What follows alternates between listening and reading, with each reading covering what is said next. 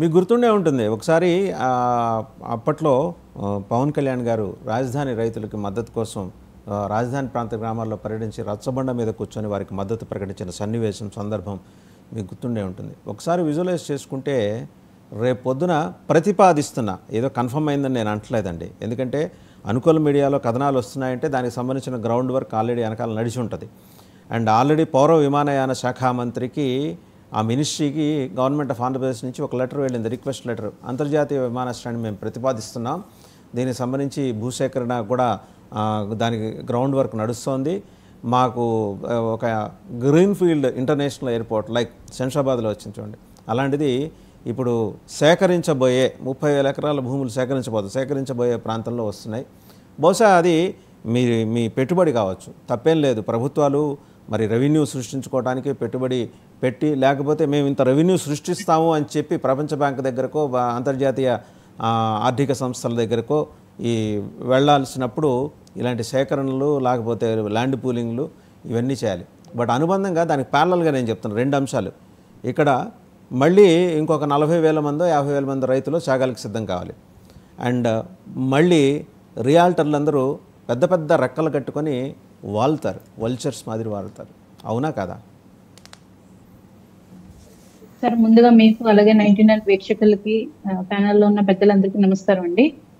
అంటే భూసేకరణ విషయం వస్తే కనుక, ల్యాండ్ పూలింగ్ విషయంలో మీరు 2 రకాలుగా చూడాలి సార్.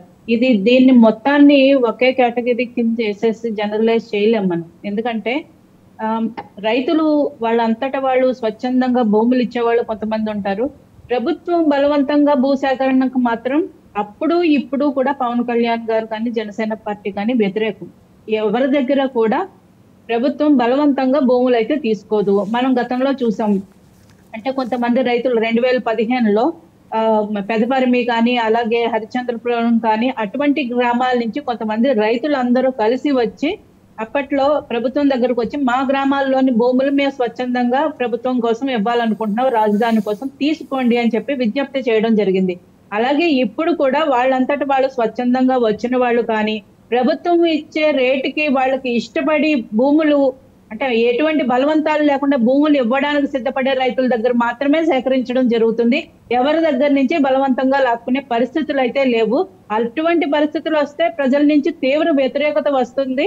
ఎటువంటి పరిస్థితులు ఎదురవుతాయో తర్వాత కూటమి ప్రభుత్వ నేతలందరికీ తెలుసండి. కాబట్టి బలవంత భూసేకరణ అంటూ ఉండదు.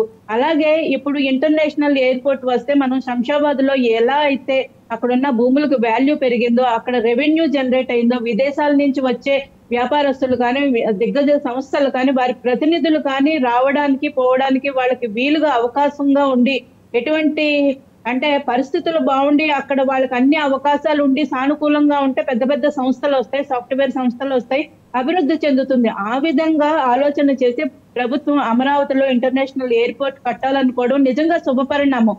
రావడానికి పోవడానికి విదేశీ ప్రతినిధులు రావడానికి వీలుగా ఉంటుంది. అక్కడ చుట్టుపక్కల వ్యాపార అభివృద్ధి జరుగుతుంది. ఇప్పటికే చాలా సంస్థలు అమరావతిలో వారికి స్థలాలు కేటాయించమని ప్రభుత్వానికి వినతులు సమర్పించడం జరిగింది. దాని ప్రకారం ఇప్పుడు వరకు తీసుకున్న భూమిలో కేవలం అన్ని రకాల నిర్మాణాలకు పోగా 2,000 ఎకరాలు మాత్రమే మిగిలిన ఉన్న కారణంగా కేవలం ఎయిర్పోర్ట్ కి, దాని శిక్షణకు సంబంధించిన శిబిరాలకి, వీటికే 4,000 ఎకరాల భూమి అవసరం పడుతున్న సందర్భంలో అటు ప్రపోజల్స్ పంపించారు సెంట్రల్ గవర్నమెంట్ కి. అవి ఆమోదం పొందితే ఎయిర్పోర్ట్ కట్టాలంటే ఇంకా భూమి సేకరణ అవసరం ఉంటుంది.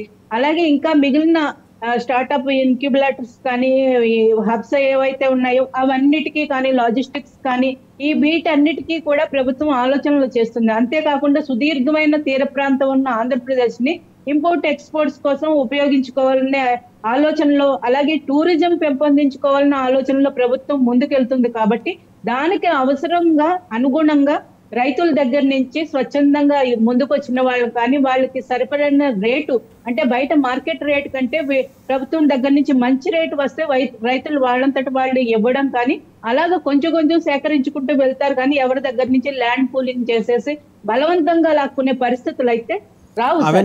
అవన్నీ మీరు నిదానంగా మాట్లాడదురు. కానీ మీకు అక్కడ రాజధాని ప్రాంతంలో ఒక యూనివర్సిటీ వచ్చిందండి.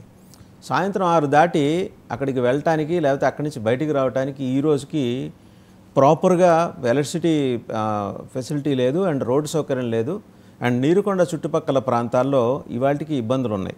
అంటే కమ్యూనికేషన్ 6 దాటితే బయటికి వచ్చే పరిస్థితి అక్కడి నుంచి లేదు. ముందర వాళ్ళకి సేఫ్టీ అష్యూరెన్స్ కల్పించండి. తర్వాత 30,000 ఎకరాలు 40,000 ఎకరాలు 50,000 ఎకరాలు మీరు చూసుకుందరు కానీ, నిదానంగా చూసుకుందరు కానీ ఇబ్బంది ఏం లేదు. మీరు అన్నట్టు బలవంతపు భూసేకరణ ఉండకపోవచ్చు, బలవంతంగా కన్విన్స్ చేసి భూసేకరణ అయితే జరిగే అవకాశాలు ఉన్నాయని అక్కడ ప్రజలు భావిస్తున్నారు. మళ్ళీ మీ దగ్గరకు వస్తాను, ఒకసారి రేగిడి లక్ష్మణరావు గారి దగ్గరకు వస్తాను, వెళ్దామండి.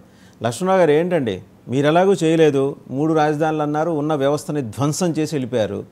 ఇప్పుడు వీళ్ళ ముందు ఆ తెల్లముఖం వేసుకొని వచ్చి కూర్చుంది ఈ గవర్నమెంట్. చేద్దామంటే డబ్బులు లేవు. ఫైనాన్షియల్ ఇన్స్టిట్యూషన్స్ దగ్గరికి వెళ్తేమో కండిషన్స్ పెడుతున్నారు. కండిషన్స్ పెడితే వాళ్ళకి ఏదో ష్యూరిటీలు ఇవ్వాలి. ఆ ష్యూరిటీల కోసం అదనంగా భూసేకరణ, దానికోసం కొత్తగా ఇంటర్నేషనల్ గ్రీన్ ఫీల్డ్ ఎయిర్పోర్ట్. మీరు చేసిన విధ్వంసానికి